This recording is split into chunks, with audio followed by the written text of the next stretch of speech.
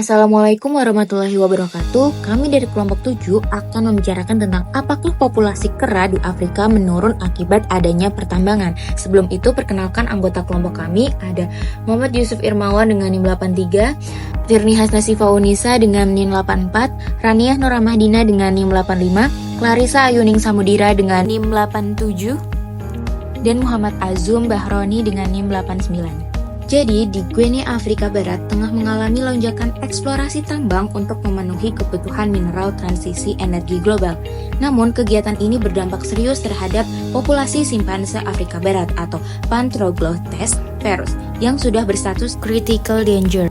Studi terbaru menunjukkan bahwa hingga 82% populasi kera besar di Guinea hidup dalam radius 50 km dari lokasi tambang, yang sebagian besar berada di luar kawasan lindung.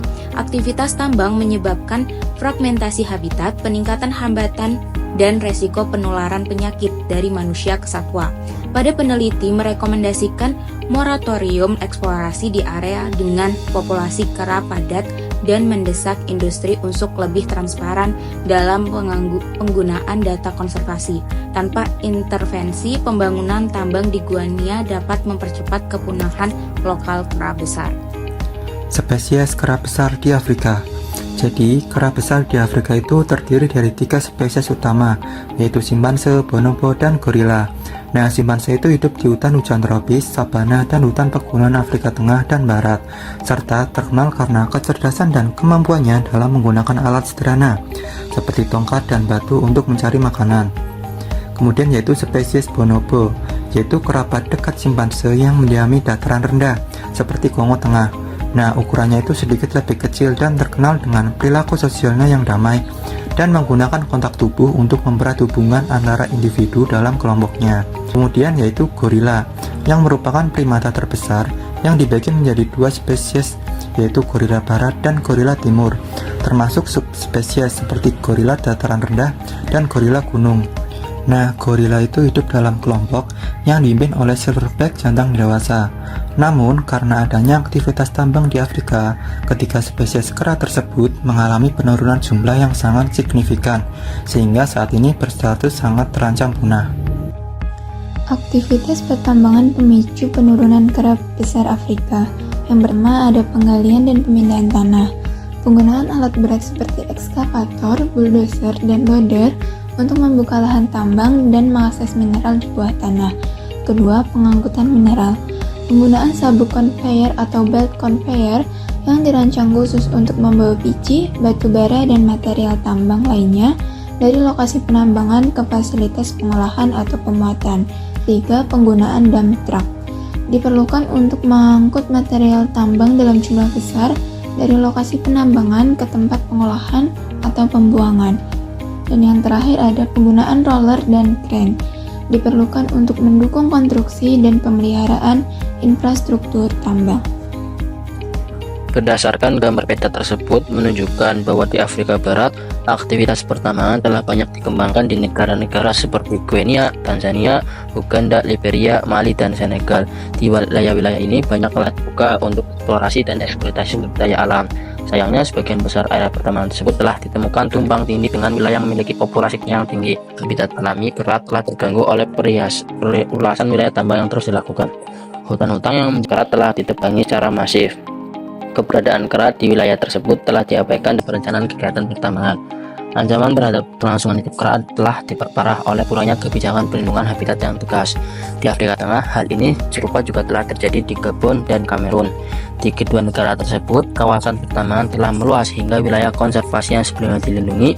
Dengan semakin banyaknya hutan yang rusak, populasi kera kawasan tersebut telah dikurangi secara signifikan. Untuk mencegah kepunahan kera, langkah konservasi harus segera dirancang dan dilaksanakan oleh pemerintah dan lembaga internasional. Sementara itu, kondisi yang berbeda telah ditemukan di beberapa negara lain seperti Burundi, Rwanda, Nigeria, Pantai Gading, dan Kongo. Di wilayah-wilayah tersebut, area pertambangan juga telah dibuka, tetapi populasi kera yang menempati telah tergolong rendah. Penurunan populasi kera di negara-negara ini telah diduga terjadi sebelum ekspansi tambang dilakukan. Oleh karena itu, kerusakan habitat di wilayah tersebut telah dianggap memiliki dampak konservasi yang lebih kecil dibanding wilayah lain. Meskipun demikian, kehati-hatian tetap harus diterapkan agar spesies kera yang tersisa tetap terus oleh aktivitas manusia. Yang terjadi akibat aktivitas pertambangan yang menyebabkan penurunan spesies, yaitu terdapat dampak langsung dan dampak tidak langsung. Pada dampak langsung terjadi kehilangan habitat, populasi yang mengganggu kesehatan primata, serta polusi cahaya dan suara yang mengganggu pola perilaku kera besar. Untuk dampak tidak langsung terjadi pembangunan infrastruktur menyebabkan fragmentasi habitat, peningkatan populasi manusia memperbesar tekanan risiko tinggi manusia dengan satwa, selanjutnya ada perburuan dan perdagangan satwa, selanjutnya ada penyebaran penyakit, serta stres ekologis dan perilaku. Terdapat solusi terhadap penurunan kera besar. Pertama, meningkatkan pemantauan spasial dan non-invasif. Yang kedua, menerapkan mitigasi yang efektif. Ketiga, memperkuat tata kelola dan kepatuhan lingkungan. Yang keempat, memasukkan pertimbangan kera besar dalam perencanaan penggunaan lahan. Serta yang terakhir, mendorong pertambangan yang bertanggung jawab dan sumber mineral berkelanjutan. Selanjutnya yaitu bagian kesimpulan. Jadi, berdasarkan pembahasan tersebut, dapat disimpulkan bahwa aktivitas pertambangan di Afrika, khususnya di Guinea, telah menyebabkan penurunan yang signifikan dari populasi kera besar seperti simpanse, bonobo, dan gorila akibat hilangnya habitat, fragmentasi lingkungan, serta peningkatan interaksi manusia dan satwa yang memicu perburuan dan penyebaran penyakit. Sekitar 82% populasi kera besar di Guinea hidup di dekat lokasi tambang dan banyak di luar kawasan lindung. Nah, tanpa intervensi, populasi ini tuh akan terancam punah secara lokal. Nah, solusi untuk mengatasi masalah tersebut yaitu dapat berupa pemantauan spasial, mitigasi efektif, penguatan tata kelola lingkungan, integrasi konservasi dalam rencana tata ruang, dan praktik tambang yang berkelanjutan. Sekian.